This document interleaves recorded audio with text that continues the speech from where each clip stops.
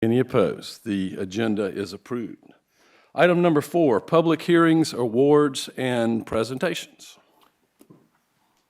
Thank you very much, Mr. Mayor, members of council, ladies and gentlemen, good evening. First item under presentations and recognitions is to have our very own Olympian, Officer Muller and Jean, back this evening to be recognized by Representative Joe Bustos, who's not able to be here. I understand it, Mayor, you will do that for him, sir. Thank you very much. Officer Jean. Hello again.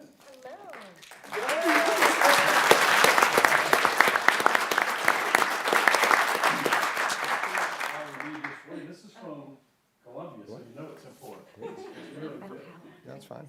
State of South Carolina House of Representatives, on motion of Representative Joe Bustos, member of the House of Representatives, commend and recognize Officer Muller and Jean, congratulating Mount Pleasant Police Officer Jean on her spectacular efforts and showing at the 2020 Summer Olympics held in Tokyo. In the 100-meter hurdles, advancing in her first heat with a time of 12.99 seconds, competing against the world's top runners.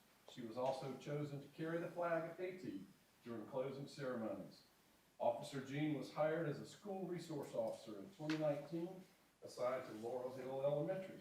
She is a graduate of the Criminal Justice Academy and serves and inspires others with a positive outlook and working hard to do her best.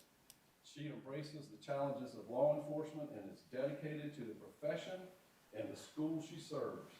She is a role model for aspiring athletes to always pursue their dreams, and we are proud to recognize and commend Officer Jean on her success and service to our state, given this the 14th day of December, 2021, State House, Columbia, South Carolina, signed by the Clerk of the House and by Representative Bustos. Thank you.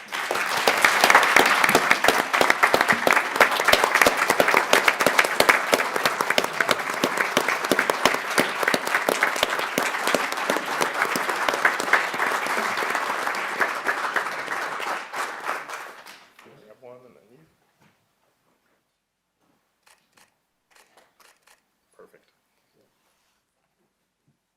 Thank you.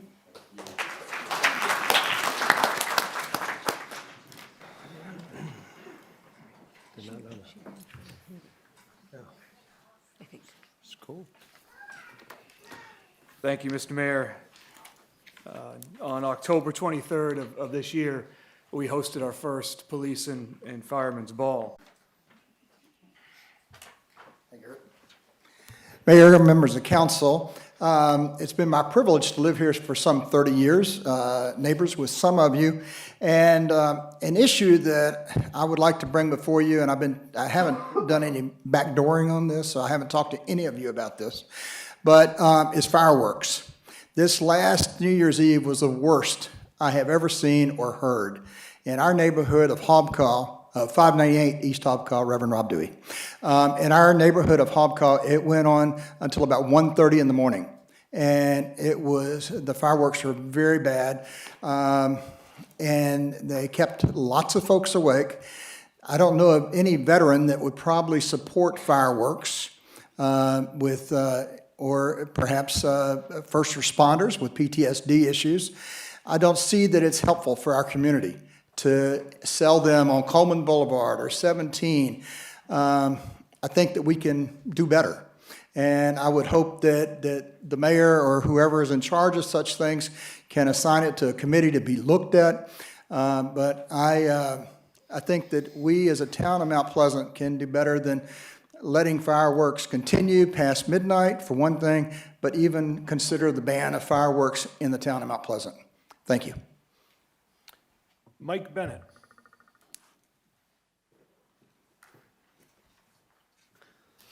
Hello, my name is Michael Bennett, 143 Trad Street, Charleston.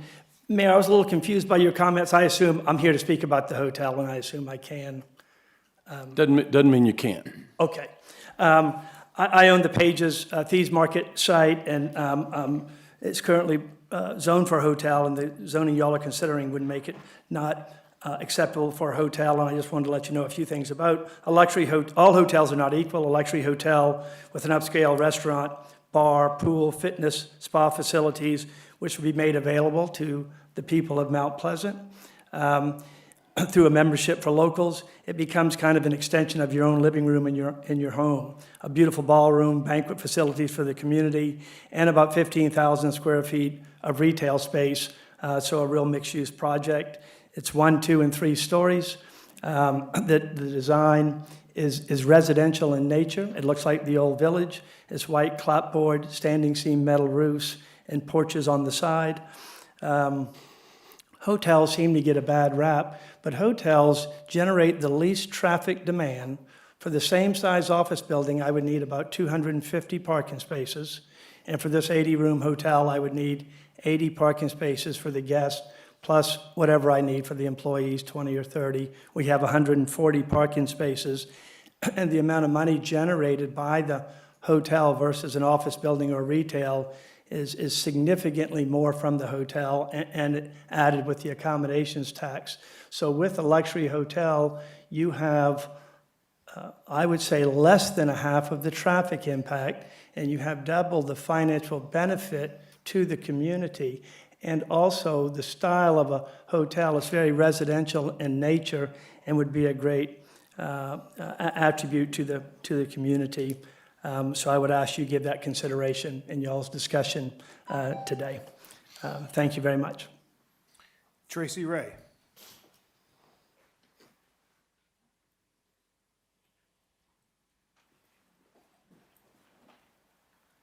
Hi, I'm Tracy Ray. I live at 850 Kincaid Drive in the old village of Mount Pleasant. I grew up on Isle of Palms before the connector was there, when Seaside Farms was actually just a farm where I used to ride horses at summer camp. And Public Zone Coleman Boulevard was a water slide. And now I'm raising my 4 children here in Mount Pleasant. I just want to talk about, in a few minutes, you'll be discussing a proposed changes to the town's hotel zoning ordinance. Part of that is making hotels a conditional use.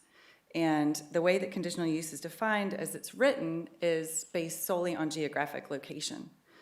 Planning Commission, and unfortunately the town council was in a meeting in here at the same time. Planning Commission was discussing this upstairs, but I was there, and they had a long discussion. They had it right. They said basically a conditional use shouldn't be based solely on an arbitrary geographic location. It should be based on actual factors, whether that's traffic impact analysis, displaced use, and that some real deference should be given. Take a step back and let's actually figure out what we want our conditional use to be based on, not just geography. So if the goal is truly to limit hotels, and I fully support that, I also work at Bennett Hospitality in full disclosure, but then it should be done correctly so that council or whatever board you assign this to would be able to give approval or denial on every single hotel project that comes through the town. But it would be based not just on geographic location, but based on actual things that matter. Traffic impact analysis, just like I said. So I would just ask that you take that into consideration when you're discussing the changes tonight. Thank you. Kevin Cunane.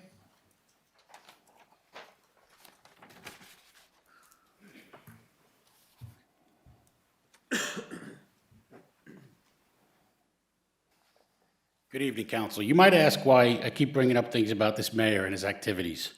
Simple reason, what I say is the truth.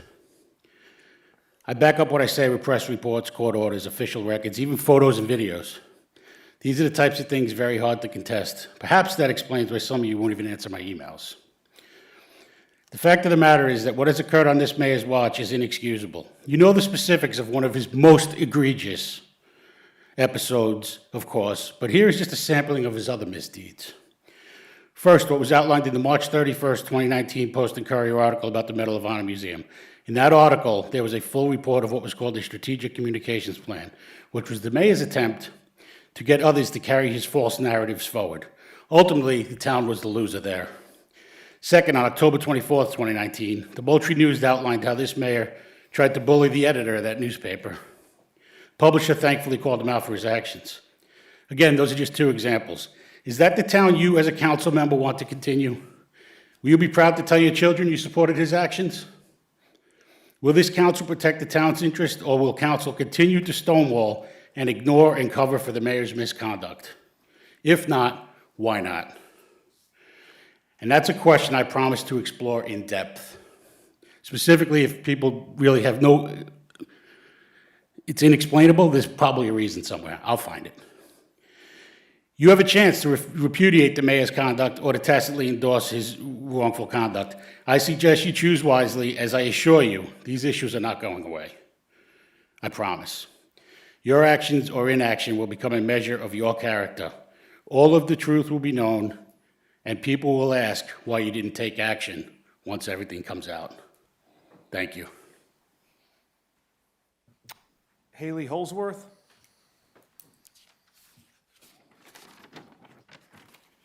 That's a tough one to follow, but I'm Haley Holsworth. My address is 1323 Lake Mallard Boulevard. I am here tonight to talk about something that I would ask that be updated on the town's website, the projects and applications map. I believe it's through the planning department. But on this map, it is supposed to say what is under construction, what's slated on the design review board, Board of Zoning Appeals, and Planning Commission. The map is extremely outdated. As a resident, just concerned about, staying informed about development, I feel like this is a good representation that would be easy for any resident to get on the website and see what's going on in the town. But recently, a development that impacted my business, like nothing had been posted about that anywhere, and no one knew about it. And I feel like a lot of people in the town feel this way. I feel like people are only finding out about from Facebook and Nextdoor and the media. And I think as the town council of the people don't necessarily trust the town because they feel like things are going through without anyone knowing. So I just ask for more transparency. And I don't know if another resource could be used other than a map, but I just ask for y'all to take a look at that. Thank you. That's all I have, sir. All right. Is there anyone who didn't sign up? Yes, sir. Name and address, 2 minutes, please. Yes, hi, my name is Trip Moy. I've been a long-time resident of Mount Pleasant since 1978. I've been a taxpayer at 618 Pelzer Drive since 2003. Married to Tiffany Moy, and I have 3 kids. I just want to sincerely thank each of you for what you do for this community. And I thank the staff who's here as well, what they do to make this wonderful town, Mount Pleasant, what it is. Lots changed here over many years. I grew up in Snee Farm, and it's been amazing to see. It's kind of like the epicenter now, where I used to hardly get a ride home from Wando High School. I have 3 kids playing sports. I've been a volunteer coach in the rec department, multiple different teams, multiple sports. After multiple conversations with several council members in late 2019 and early 2020, I realized a bond referendum was essentially the only way to provide funding for the town to address immediate recreation needs and potentially explore new improvement facilities. I then spoke at the March 2020 Recreation Committee, encouraging the committee to please prioritize and to consider a bond referendum to address these needed capital improvements and to again, consider the development of additional recreation facilities to meet the demand of all residents. Specifically, I encourage the committee to make the development of the Hamlin Park land a reality and to explore ways to understand the true demand of the residents of Mount Pleasant. The town has changed. Youth sports continues to evolve. For example, there are over 1,500 residents playing club soccer, for example, between 4 or 5 different clubs. Additionally, there continues to be demand that's consistently asked of the rec department, and I realize their programs continue to grow. It's been amazing to see the different opportunities that all kids have in the town, and I applaud them for what they offer these towns. But if you look at the way lacrosse continues to grow, if you look at the way football, and now there's club football, if you look at even rugby now, It's 2 minutes. growing, and soccer, I just ask council to please understand the allocation of these rectangular fields and how all Mount Pleasant citizens could benefit from them. The last thing I just say is, if you look at the success we just honored today, Oceanside, Mount Pleasant, Wando soccer, swimming, tennis, this is what the residents want, so I very much appreciate it.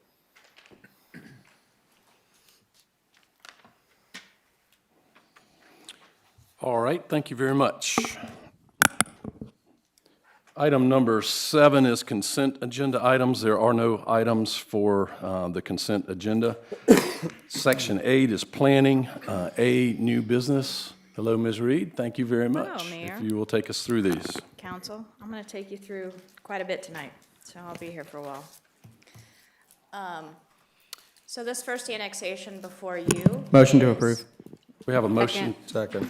Motion to approve and a second. Is there any discussion? All in favor, please say aye. Aye. Any opposed? Motion passes unanimously. First reading, ordinance number 22001. Next, please. Second annexation. Motion to approve. Second. We have a motion to approve. We have a second. Is there any discussion? Mayor? Yes, sir. I'd just like, for the record, to have her delineate why we specifically, in the committee, recommended approval on this, because this is a long way out. Right. And I think it needs to be on the record where this is and the fact that there are 2 other parcels already in the town. Yes, ma'am. Yes, sir. So as Mr. Chapman mentioned, this is pretty far out. It's across the river from Wando Farms. You have to go up Highway 17, Guerin's Bridge Road, and then come down Causey Road to get there. So there's no easy way to get there. However, as Mr. Chapman said, we already have service provided there for the parcels, as you can see. So obviously the hatched is still county. The yellow and then the dark pink is already in the town. So we already are providing service out there at this time. And that was the justification for allowing this annexation. Thank you very much. Yes, sir. All right, we have a motion to approve. All in favor, please say aye. Aye. Any opposed? Motion passes unanimously. First reading, ordinance number 22002. Next. Okay, this next Motion to request. approve. Second. We have a motion to approve and a second. Is there any discussion? All in favor of the motion to approve, please say aye. Aye. Any opposed? Motion passes unanimously. That's first reading, ordinance number 22003.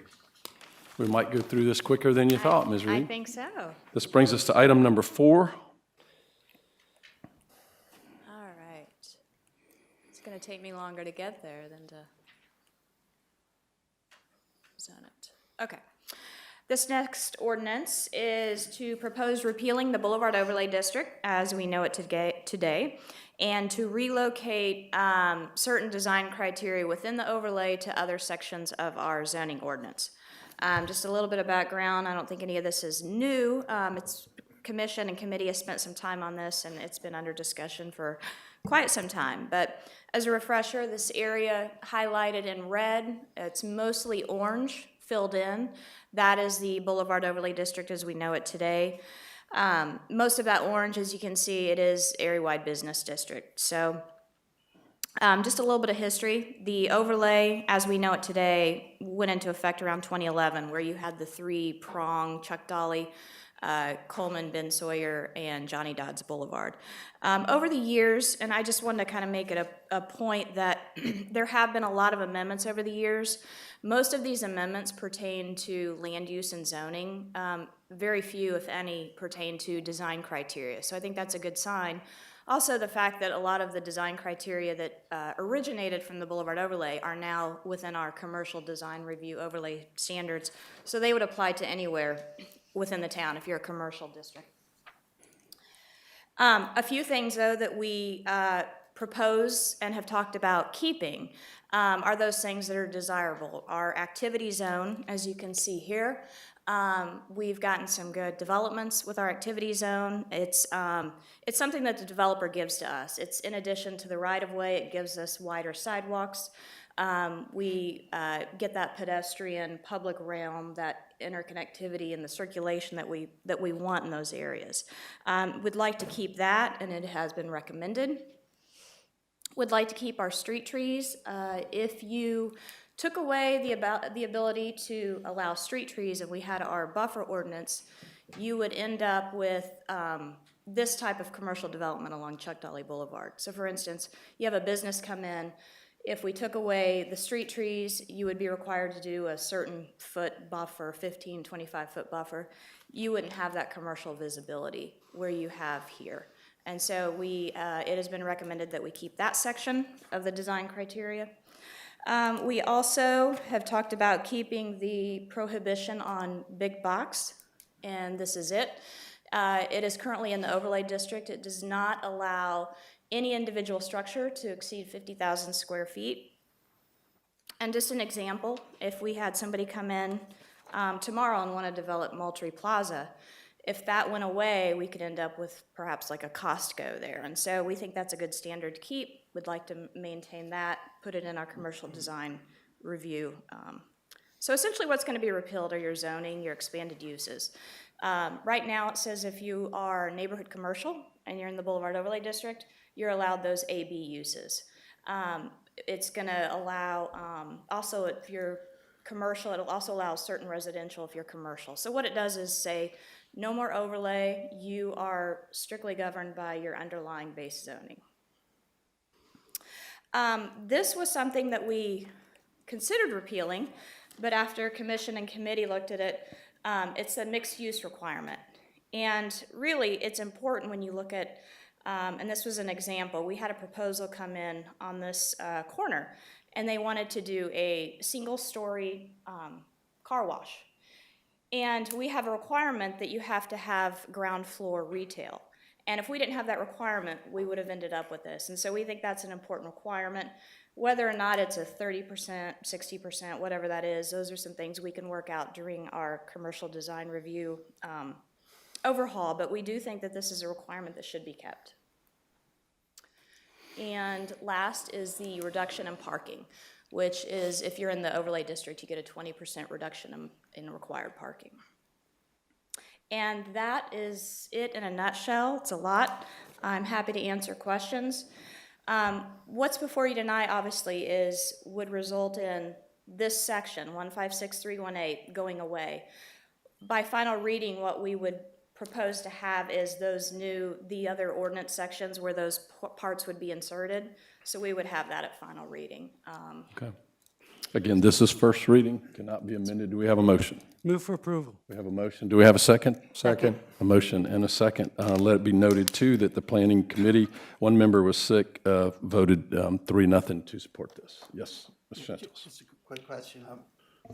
The parcel at Camellia and Coleman, what could be built there? Right now, it's probably AB, Area-Wide Business District. If the overlay goes away, then what would be allowed is anything in AB. So what's permitted there wouldn't change. If it's AB, you're going to be allowed to do AB uses. What would change is if we didn't keep that mixed use requirement and have certain standards, so the retail ground floor, those sorts of things. But AB uses would be permitted. Okay. So I have a question. Sure, yes. So the mixed-use requirement, that runs down all of Coleman Boulevard. That's going to stay all the way on Coleman Boulevard, and then does that go Ben Sawyer and? No, so Ben Sawyer's out, and we wanted to talk about that too. Do we want to bring Ben Sawyer back in or leave it out? But this would apply to Coleman Boulevard. Okay. Yeah. And this makes it much more transparent, easier to read? Yeah, somebody comes in, they want to know what they can do with their property. We go by base zoning. The only overlay pertains to your design. Okay, thank you. Yep. Yes, ma'am. Question I thought but didn't ask at committee. When we were looking at Chuck Dolly with the trees, Right. so they would be required to completely clear that and replant, or if there's something that would fit to save? I know we've had talk of businesses that had to beg to keep a live oak based on setbacks and things that were required, but.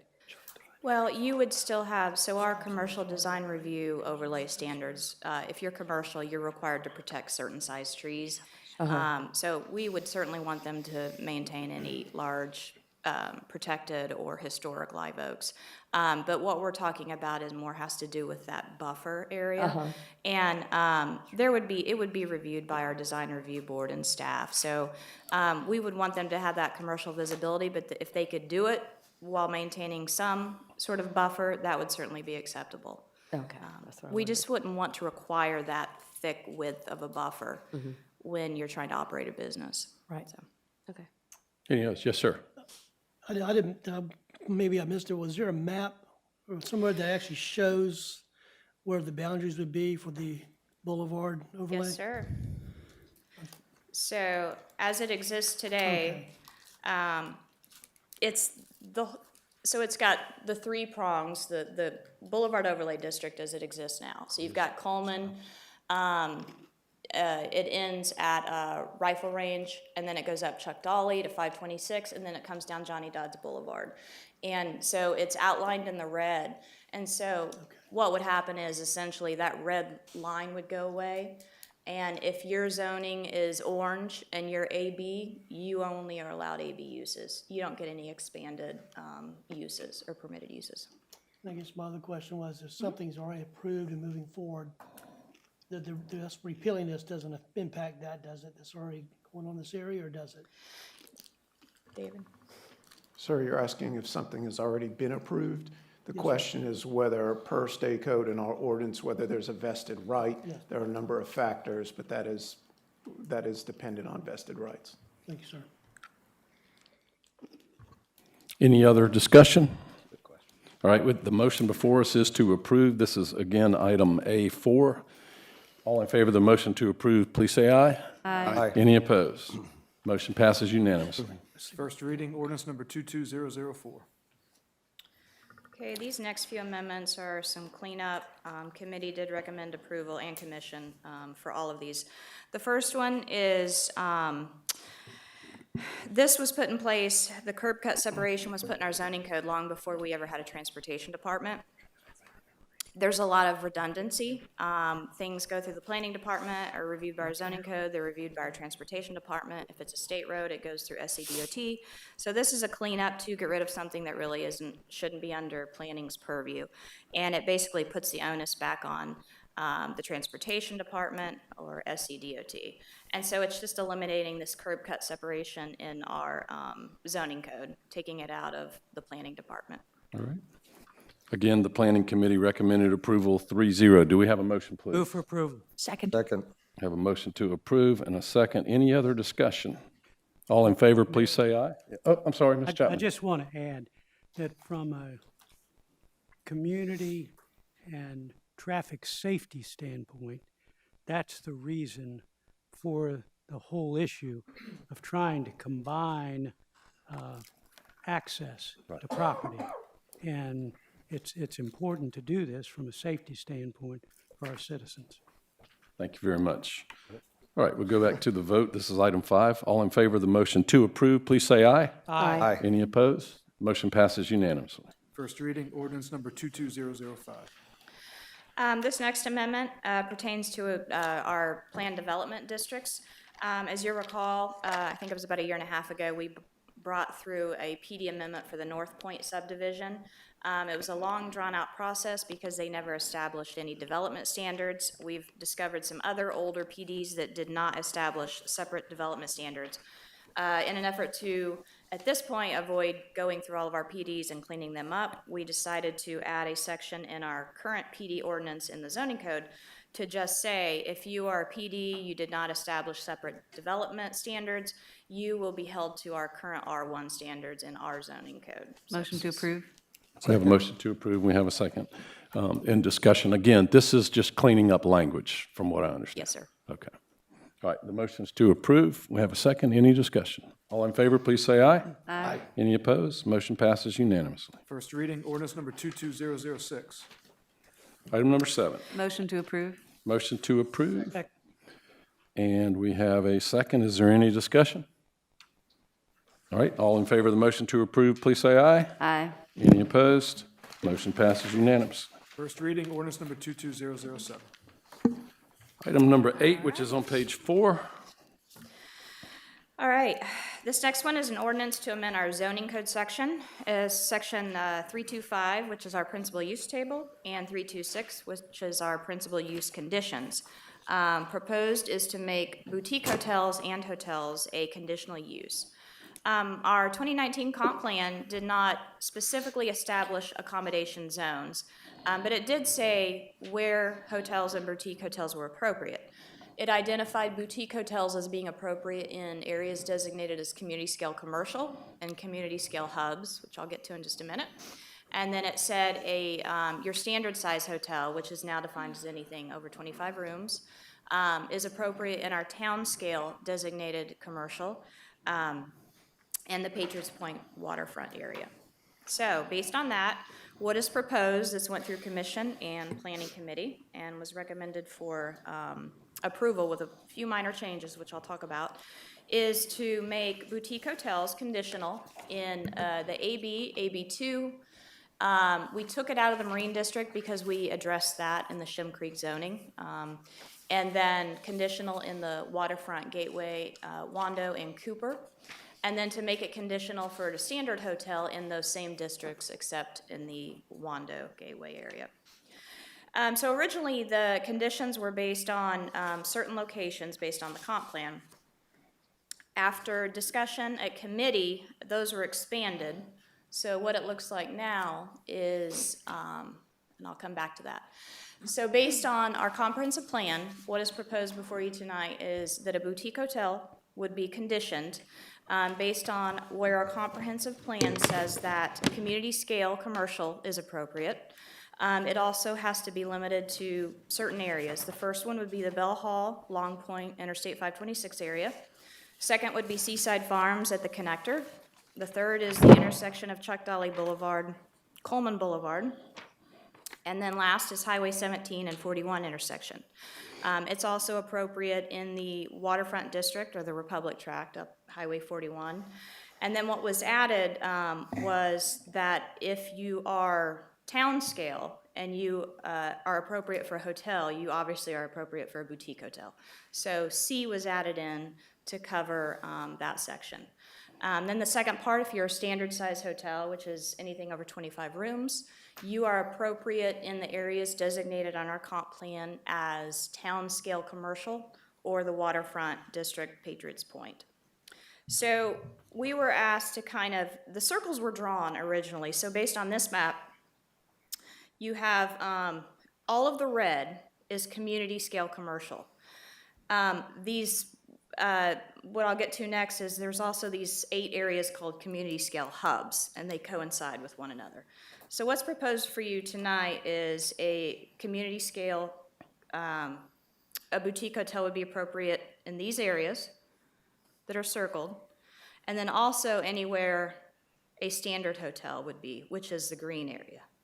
So the green areas and Patriots Point would be appropriate for a standard size hotel, and all of those areas would be appropriate for a boutique hotel. Those are the conditions before you tonight. Staff was asked to we have those circles, but staff was asked to better define those areas. When we went through the comprehensive plan process, the forum actually during that process came up with those geographic boundaries, and they drew them along the parcel lines. What ended up in the comp plan were those bubbles. So what we did was pull those sections from the comp plan notes where the comp plan forum had done the work. And so we are proposing those geographic boundaries to you tonight, and then however you want to, whether you expand or restrict those. But this is a baseline for where those geographic boundaries could be. So just to go through those quickly, the town scale were those green areas, if you'll remember. So if you break that down, we're looking at the Houston Northcutt area, which is bounded by Wingo Way, Coleman Boulevard, and it includes Sessions Way and McGrath Darby. So this would be one of the areas where you could have a standard hotel or a boutique hotel. This next section, 526 and 17, would be town scale. So again, that would allow if you had the proper zoning, obviously. This is designation and conditions. It also relies on your zoning, of course. This town scale area is bounded by Bowman, Watermark, Boulevard, Hungry Neck, and Von Kolnitz. So what they say is it would be appropriate for a, I didn't do that. Somebody has a comment, I think, though. What that would say is you can have a hotel or a boutique hotel in that area. Town Center, which is bounded by Highway 17, the connector, and Hungry Neck Boulevard, and then it jumps over on the end and it catches the hotel, the surf shop, and that little strip. And then Carolina Park. So this area, again, town scale, so it would be a standard hotel or a boutique hotel. Encompasses Faison Road and Park Avenue Boulevard, and then it extends down to Carolina Park Boulevard.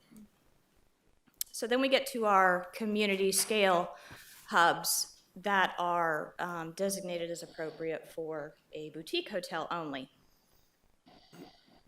So this one is at Seaside Farms. It's bounded by Rifle Range Road and the connector, and that encompasses Long Grove Drive.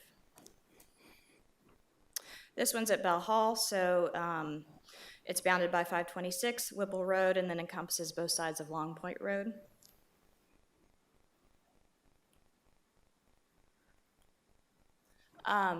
This was, at committee, this area was one of the more ambiguous. This thing isn't working.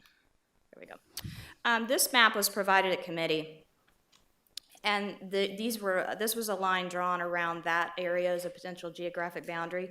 So I have included that, but we also pulled our map from the comp plan process, which it's pretty similar, but it is also bounded by Chuck Dolly, Rifle Range Road, and then encompasses Ben Sawyer. And then the intersection of 17 and 41, which includes Winnowing Way. And then last, we have Highway 41 at Wando, the Republic Tract. Again, that would be for a boutique hotel only. So that is a rough description of the conditions and how those geographic boundaries were identified. And when this first went to Planning Commission, it did not include the Highway 1741 intersection. It also did not specify that if you are a boutique, you can also locate in a town scale area. Planning Commission recommended denial because they felt like the restrictions on boutique hotels were too restrictive. When it went to committee, these things were expanded, so we added that extra area, Highway 17 and 41, and then added in the town scale areas. So that is what has changed between commission and committee, and is proposed to you tonight. Thank you. The committee passed this 3-0. Do we have a motion from someone on the committee, please? Could you show the Chuck Dolly? That intersection again? Yeah. Yeah. See, Alan, I know there were two different maps, so I wanted to know which one the motion would. So this is the one from the comp forum. And it's the dotted line?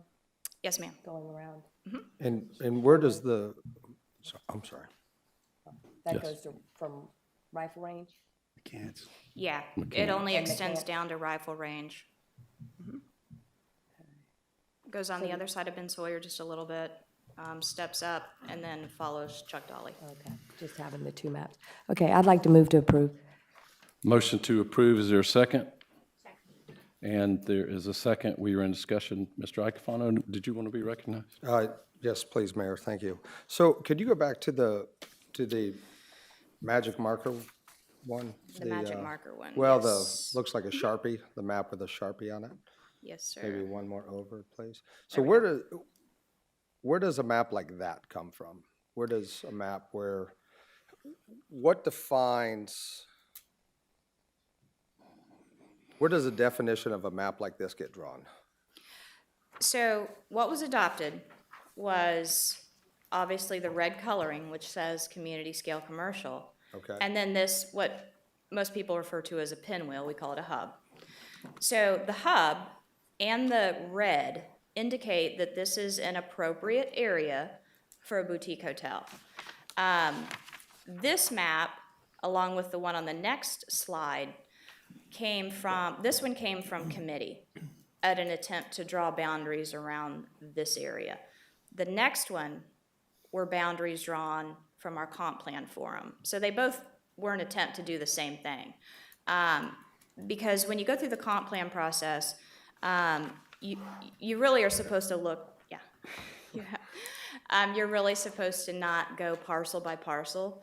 A lot of times we do, but that's really what the zoning tool is for. So what a lot of times you do, and it gives town council discretion. Thank you. It gives town council discretion when they are reviewing a rezoning request. What if you have a bubble and you have something just, if we drew parcel boundaries, but something could be appropriate right outside of that area. So it gives some discretion. So we like to say, because it is a guide and it is not zoning, we like to say that this general area. And so that's why when this was adopted and the official map and the comp plan doesn't have boundary lines drawn, and that's why we have hubs, so that we have some discretion with that. Thank you. I think I only get like one good chance to speak, so I'm going to just kind of lay it all out. To me, I believe this goes back to committee. I have a lot of questions still. We're answering this very quickly, which I understand. I'm one saying we need to make things efficient, but we've got something in PJL right now that's been there for 4 or 5 months on decibel levels. This is happening very quickly. We moved from 8 locations to 5 locations, and I don't know why. So I would like that kind of explained to me, because, I promised when I got voted in, I promised that I would follow a plan. Right here is a comp plan that I have printed out.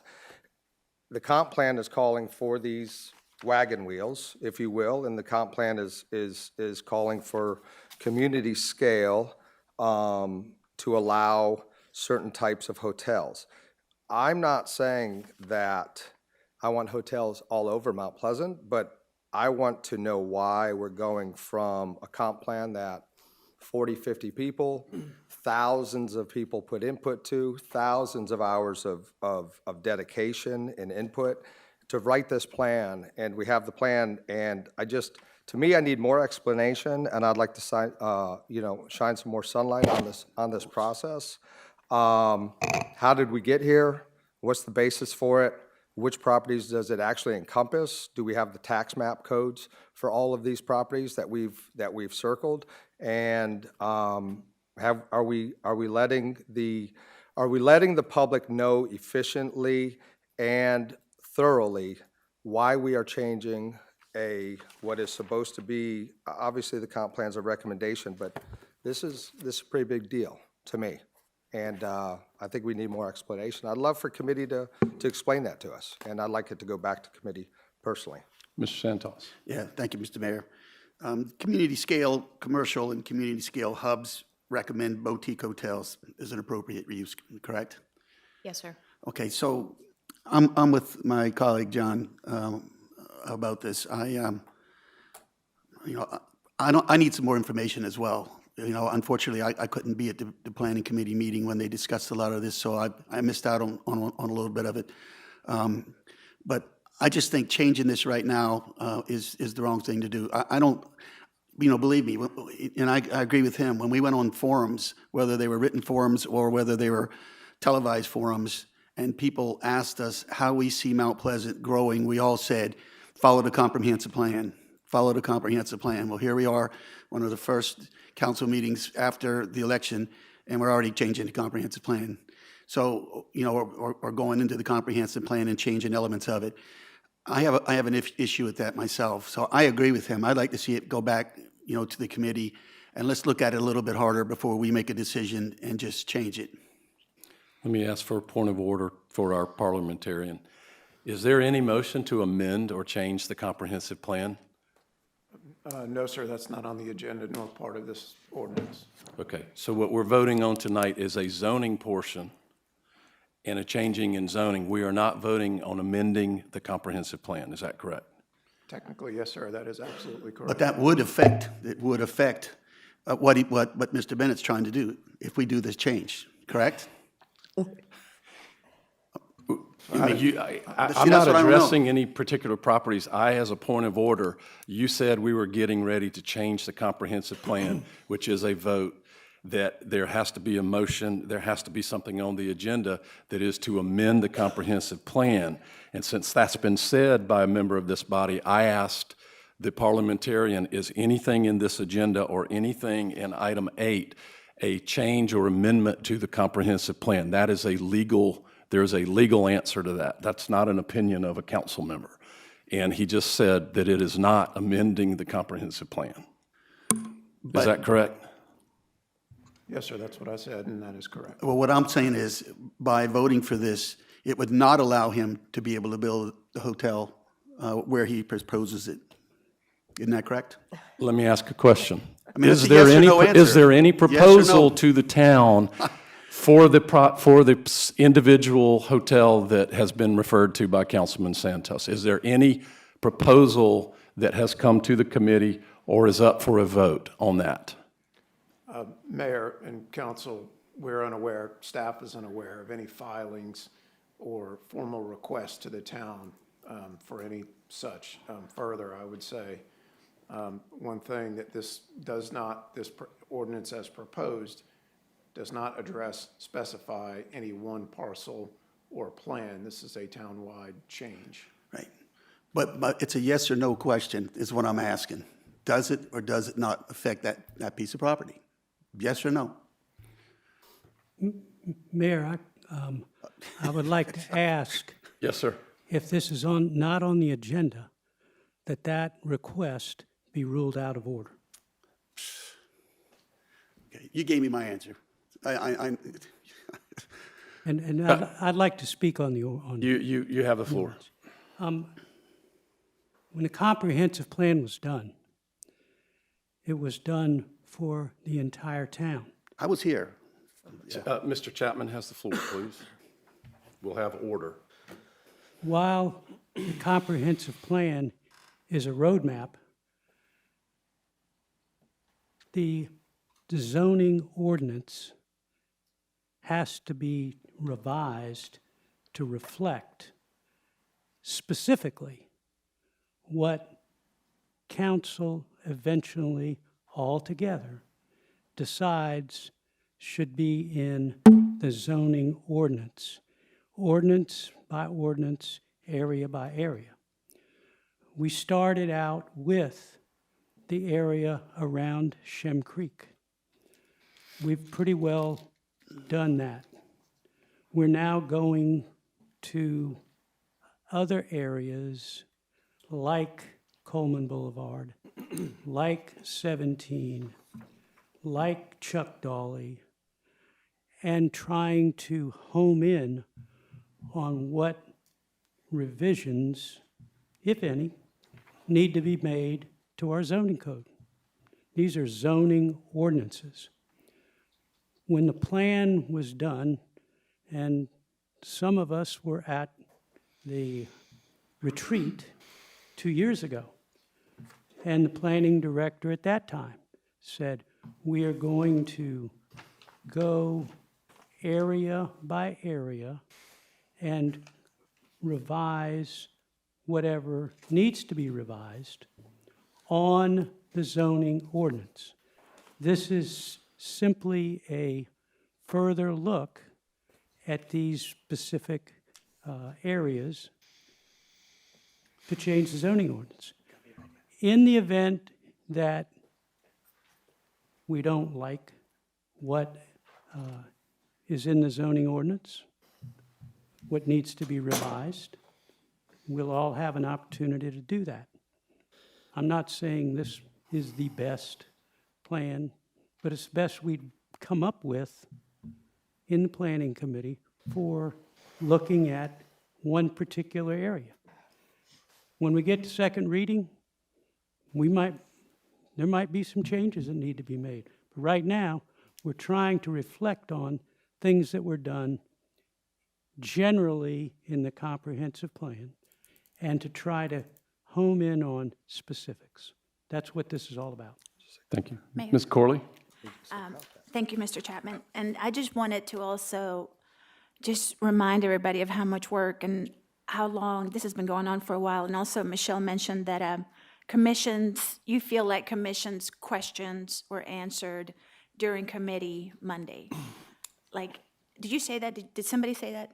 That commission's concerns, some things were left off of commission, and then those questions were answered on Monday? I was the one that was sick on Monday, so I missed it. I don't want to speak for the commission members, but part of their concern as proposed was that they felt like it was too restrictive on boutique hotels. At the committee meeting, there were those changes made, whether or not that Suffice them, or gotcha. Right. Yeah, but that clarified a lot for me, because I did hear of their they denied it, what, 6-1? 7-1. 7-1. So, and again, thank you, Michelle, for all the work. The staff has done an amazing job of listening to committee month after month, and all the work that everybody's done on this. So, again, I agree with Mr. Chapman, this first reading, and we've got a month to tweak this and make it just right, or at least 5 out of 9 right. Ms. Hyatt? In addressing, comp plan has a table 7.2 that lists the criteria for hubs and redevelopment centers. And our comp plan focus, there was so much talk about hubs, and getting away from this the overlay and linear commercial concept, and really focusing on developing hubs commercially. And there were 3 different sizes: neighborhood, community, and our big town-size redevelopment centers. There's a chart that recommends the uses in each hub. So this is just defining within the hubs what was recommended when it comes to hotels. There have been years and years and years of talk about having accommodation zones, because the way our zoning is written now, anything that's AB, you can stick a hotel on it. When it comes to this classification of a community hub, those are meant to service the needs of the community and the citizens, ideally within a 3-mile radius. And so we want our hubs to be redeveloped and offer services for the community. So the chart shows that boutique hotels are appropriate in those hubs, and that larger hotels are appropriate in our redevelopment centers. Those serve the needs of the town-wide, whereas the community hubs are only meant for the immediate community within 3 miles. So this is basically how we got to where we are. Yes, sir. Sure. I guess I want to simplify this for myself. This is first reading, and that's what I understand. And Ms. Pagliarini, this may be directed more to you, sir. We're in first reading. Even if we vote in the affirmative now, we have the month to look at it, make amendments, make changes, hear more public input, I would imagine. And if there are other best practices that we think may help improve this or not, or even it could come back and the line can move a little bit. That hub, as you say, if there was discussion enough that said it would benefit, those things could be done in amendment form by second reading. And if that doesn't happen, and then I'm not bound by that aye vote tonight, I can always say no the second time around. Just kind of simplify it for myself. And Mr. Pagliarini, is that fairly accurate? Absolutely correct, sir. Thank you, sir. Right. And by law, there are no amendments on first reading. Amendments happen on second. Thank you, sir. Yes, ma'am. Ms. Whitley? I think where some of the concern comes from what I'm hearing from fellow council members is there's 3 levels of the hubs. There's the town scale hub, and those ones permit hotels and boutique hotels, and those are delineated on the map. Those are delineated on the map. There are 8 commercial scale hubs in the town. Is that correct? Correct. And and according to the comprehensive plan, boutique hotels are a potential use in all 8 of those hubs. But when we took a look at the map, at the locations of the town scale hubs, plus the 8 community scale hubs, what we found is some were very close together. It was very tightly packed. It seemed that there would be almost too much of the town designated for hotels, given the direction that we received in the comprehensive plan and from the public, which is, we have to balance the needs of the residents of the community who live here versus the needs of our tax base to generate dollars through hotels. And so as a committee, the planning committee, we reduced the number of hubs from 8 down to 5. So still 5 of those 8 hubs would still be permitted to have boutique hotels. And the town scale zones would be permitted to have regular hotels and boutique hotels. So that was kind of the reasoning of the planning committee there, was that we were viewing the scale in favor of our residents and their quality of life. So I think that was that concern. If there are 5 votes on council to add those 3 hubs back in, there's 5 votes on council to do that on a second reading. But I think for now, this is the reasoning behind what we did. Thank you. Yes, sir. Mr. Rambo. All right. So going in a little bit of a different direction, my main concern with this is if you examine all the hotels that already exist in Mount Pleasant, only one of them, there's only one hotel that's in 29466. So when we talk about services and things like that, I know personally when I visit my wife's family, we stay in a hotel. And I'm sure there are others of folks who live in Carolina Park or Park West, and they have family in town. Gosh, every weekend Shipyard Park is just full of kids from all over the Southeast. And the closest hotel to that is the Holiday Inn Express across from Sneef Farm. And so I do have a concern that we are not allowing really very many hotels, if at all, in the northern end of town. And by hotels, I mean the full-size ones. So I would look at potentially revisions as far as adding the Republic Tract into allowing a full-size hotel right there next to Shipyard Park. I think that makes sense. I know there's one in Carolina Park, so that's one of the concerns I have. Also, correct me if I'm wrong, but boutique hotels, as now defined by Mount Pleasant, are 25 rooms or less. Yes, sir. Right.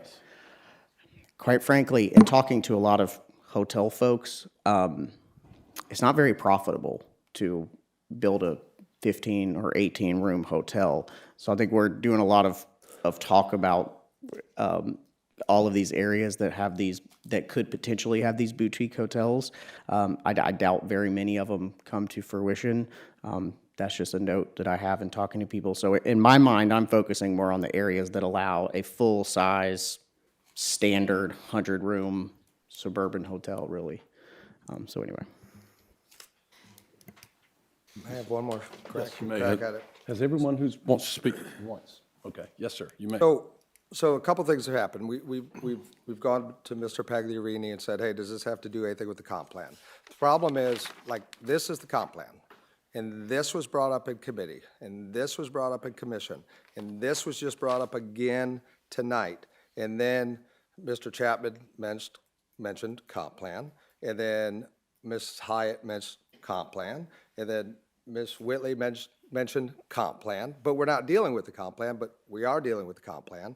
And then we all have questions, and what happens very quickly, and this is only my third one, is we go from first reading to second reading like that. And I don't know how much public comment, if there's this much comment right here with 9 people, how much public comment is there with 93,000 people? And I think this has to go back to the planning committee. Let the public come in and speak about this. I'm not saying I want 8 zones, 5 zones. I'm saying I'm too uneducated on this, and I believe we need to follow the comp plan, and I believe we need to send this back to committee, because if there's this much discussion happening up here right now, it needs to go back to the planning committee, allow the public to come in and voice their opinion on this. The public knows it now, because it's all in the paper and it's all over social media. When are they going to have the chance to discuss this again at second reading for 2 minutes? That's not a discussion. Allow the public to come in and be transparent and talk to us at the committee meeting. I was at the committee meeting. It's not right to not allow the public in with all the discussion that's happening and with the confusion of whether this is even comp plan or not comp plan. I really, really move, and I don't know how to do that, but I move to move this back to the committee. Please, you guys are very smart at the committee, very intelligent, but let the public come speak to you. And nobody showed up tonight. There's a lot on social media. I think we're really doing injustice to my voters that voted for me for transparency, being a little upset. They voted for it. Let them come speak, and that is in planning committee. That's what I have to say. So however I need to make a motion to move this back to the planning committee, I would like to do that. The motion before us is to approve. And just, again, statements being made, was public comment allowed at the committee meeting? Yes, sir. Town ordinance requires public comment. Every public meeting. It was allowed at this meeting. It will be allowed at second reading as well. And the public can come speak at any committee meeting, whether it's on the agenda or not. They can speak. I just don't want the impression that public input was not allowed. That's not Mount Pleasant, and we don't do business that way, and that would be a violation of the law. Mr. Rambo. Just super quick, I do think it should be on the planning committee meeting for next month to just further discuss and further take input. So regardless, even if first reading passes, Ms. Chairwoman, would you still put it on the committee's agenda to receive input and Absolutely. discussion? Okay. And then we have like 7 days. Excuse me. Sorry. All right, please ask to be recognized before speaking. All right, anyone else want to be recognized? Yes, sir, Mr. Chapman. I want to know if there was a public hearing held during the planning commission for this specific ordinance. Yes, sir. So we held, per state law, we held a public hearing, which was advertised in the Post and Courier at the December Planning Commission meeting. And then there has been some confusion about posting properties, and we didn't post properties because this is not a rezoning for a particular property. It is a text amendment in our zoning code, and when you do a text amendment, you don't post yellow signs. So, but everything that was required by state law, we did do. And finally, is it reasonable to hold a public hearing before second reading at our next council meeting? I would have to defer to legal. Done in the past. That's a legal question. At commission or town council? No, at next council meeting. So we could. Sure, yes, sir. I mean, we could. There's nothing preventing that from happening. Thank you. And let me ask, would that be like an item on the agenda before we get to the to the items? Yes, sir. We see them regularly, public hearings that we would advertise and allow people to speak on those issues. Okay. Everybody clear on that? All right. The motion is to approve. All in favor of the motion to approve first reading, please say aye. Aye. Any opposed? No. No. All right. By a 7-2 vote, the motion is passed at first reading. First reading, ordinance number 22008. Item number 9, please. And this will be presented by Kevin Mitchell, our town engineer. Motion to approve. We have a motion to approve. We have a second. Mr. Since you got up, would you just give us a brief overview of what this was about? Thank you. Appreciate it, Mr. Mayor. Good evening, Mr. Mayor, members of Town Council. This is a pretty straightforward proposal. It's about updating our current Old Village Builder's Guide that we used often, and it pertains to single-family residents and management of their stormwater in the special stormwater management area, which is the Old Village. Stormwater being the big deal that it is these days and will be from henceforth, I thought it was important that we shed some light on that, all right? Thank The you. motion is to approve. We have a second. Any discussion? All in favor, please say aye. Aye. Any opposed? Motion is approved unanimously. First reading, ordinance number 22009. All right, item number 10, approval of a request for vested rights extension from Legacy at Patriot's Point. This is primarily a legal matter. Motion to approve. Second. We have a motion to approve, and we have a second. I'll let you sort of explain what happens with vested rights approvals. Yes. Yes, Mayor and Council, state law is fairly specific on extensions of vested rights, and state law governs this. Essentially, those who have a vested right can request extensions, And there are very few reasons where our council can deny that. For example, if our code has changed to where that ability to build essentially what is vested is no longer viable or permitted, then council could deny it. Staff has searched this particular request, and there is nothing in our code that has changed that would affect that vested right. So essentially, the state legislature is telling you as council, you must approve it. It is not a vote by this council to approve the project or a vote on the project. It's an extension of vested rights as required by law. Yes, sir. I actually do have one quick, isn't this property under construction now? Yes, sir, it is. So do they, I thought once you were issued a building permit, you didn't need the vested rights extension? Well, what they're requesting is for the plan development ordinance. So the extension is for the PDD ordinance, but they are under construction. And this is actually this will be their 4th request, and you're allowed to have 5. Yes. And so they will, after this, if they have to request another one, they will be allowed to request one more, and then that would be the last one. Okay. I know. Fun. All right, the motion is to approve. All in favor, please say aye. Aye. Any opposed? Motion passes unanimously. That does not have an ordinance number, so Mr. Demora does not get to read it. Shucks. All right, item B, planning. There are no planning old business items. We're in section 9, committee action items, the Finance Committee. Oh, Mayor. Yes, sir. Item 11 under new business is the. Oh, I'm annual sorry. report. I'm No, sorry. it's Presentation of fine. annual report regarding, yep. It was provided to you in your packet, and I emailed it today. I'm happy to answer questions. We only have 3 development agreements. Carolina Park is wrapping up. We just approved the final, I think, sketch plan for the final phase of that. I can tell you staff is probably happy to review that and get that through. So Carolina Park is winding down. Patriot's Annex has not really even started yet. And Liberty Hill Farms is right on track, so. Okay. It does not require a vote or anything. It's just been received by council. Thank you. Sorry, I skipped over that one. That's okay. This moves us, there's no old business. Item 9, finance. Approval of to accept the results of the town of fiscal year audit. Right. Move for approval. Second. We have a motion and a second. I have a copy of the audit here. There were no exceptions. It was a clean opinion. It was all good. Mr. Chairman? Yeah, as the chair of the Finance Committee, I was going to say exactly what you just said. It was a very good, clean audit, and everything is in good standing. Thank you very much. All right. And Yes, if sir. I could also speak on this, this is, how many times, Ms. Kotoff, have we gotten a clean audit? Gosh, at least for the last 10 years. Yeah, and, No recommendations, no findings, and clean Exactly. audit. Yes, sir. and that speaks a lot to our finance department. Great. All right. All in favor of the motion to approve, please say aye. Aye. Any opposed? Motion's passed. All right. Item 10, or do you have one more thing?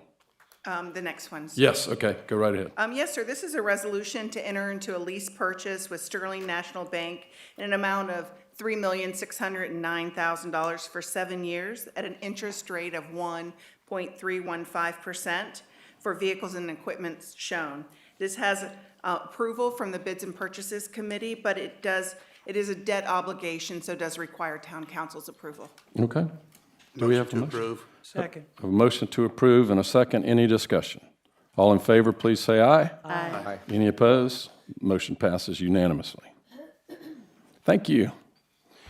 Item B, old business, final reading, ordinance to amend Chapter 32 of Mount Pleasant Code of Ordinances. This is changing the names of 2 committees, recreation to health, recreation, and events. And number 2 with it is adding, well, help me with the exact wording, we're adding water resources to water supply because it addresses all water resources, not just the supply of water. We could do a motion, we could do those in one motion, could we not? Yes, sir. All right, do we have a motion? Move for approval for items 10B, 1 and 2. Thank you very much. Is there a second? Second. We have a second. Any discussion? Yes, sir. I'm going to be voting no against this. I think the Mount Pleasant Recreation department needs to remain like that, the Mount Pleasant Recreation Committee as well. It's been here for many, many years. You see some of these pictures on the walls. Some of these folks here are athletes or coaches here for many, many years, and I don't see a need to change the Mount Pleasant Recreation Committee. And it didn't come to the Mount Pleasant Recreation Committee, so we had no say on it. We just found out about it after the Police Judicial and Legal Committee voted on it. So I would have thought they would come to us and let us make a decision whether or not we wanted it changed, but unfortunately that didn't happen. So I'll be voting no against this. Mayor, I'll move to amend the motion to divide the issue. All right. To what? Who made the second? Do you amend your second? Okay, so we'll be voting on items 1 and 2 separately. I think we need a vote on the amendment, Mayor, and then take the motion, amended motion. Yes. Okay. All right. All in favor, please say aye. Aye. Any opposed? All right. To amend. So now, the amendment is Section 1, final reading, which is the one affecting recreation. And the motion is to approve. All in favor of the motion to approve, please say aye. Aye. Any opposed? No. All right. By 8 to 1, the motion is approved. Final reading, ordinance number 21077. The motion covered item number 2, right? It's just, it was to Yes, approve sir. them both, but vote separately. Yes, sir. Okay, so we have a motion, we have a second. Any discussion? All in favor of the motion on item B2, please signify by saying aye. Aye. Any opposed? Motion passes unanimously. Final reading, ordinance number 21078. Brings us to item C, which is executive session. If there is a motion which passes, we would be going into executive session to consider applications submitted to serve on the Board of Zoning Appeals and to consider applications submitted to serve on the Commercial Design Review Board. Do we have a motion? So moved. Second. Thank you. We have a motion and a second. Before we vote, and we're required to say council may take action on any item, including any subsection of any section listed on an executive session agenda or discussed in an executive session during a properly noticed meeting. All in favor of going into executive session for the reasons stated and published, please say aye. Aye. Any opposed? All right, we are in executive session in the courtroom. Yes, sir. All right.